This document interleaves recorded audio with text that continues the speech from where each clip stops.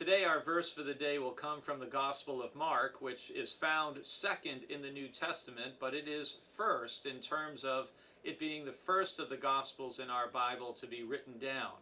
It's also notable for several things. We have probably the fewest words of Jesus in the Gospel of Mark compared to the other three. Jesus doesn't tell a lot of long parables in this Gospel. It's very much a Gospel of action, and that's reflected in how short it is compared to the other three.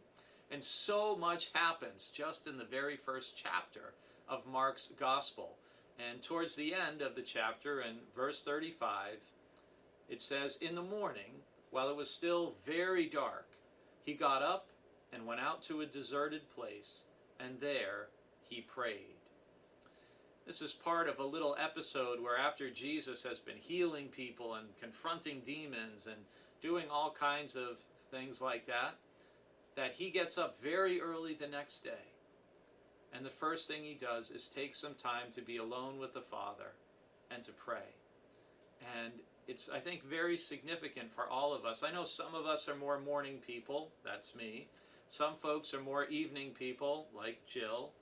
But we all need to find a regular time that works for us when we can have some time alone with God. And let's be honest, this is a lot easier at certain seasons and stages in our life than it is at other times.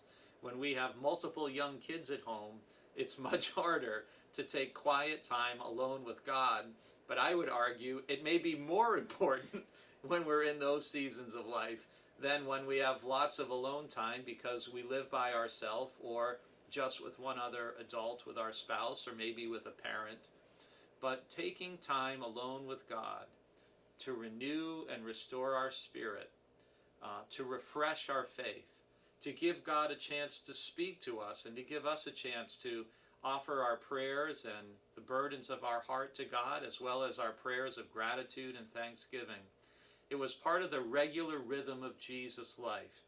Sometimes it's in the morning, sometimes it's at night, sometimes it's by the sea, sometimes it's on a mountainside.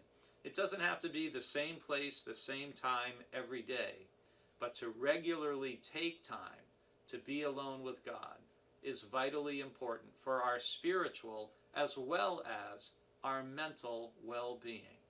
Make sure you're taking some time today. I thank you for taking this time with me.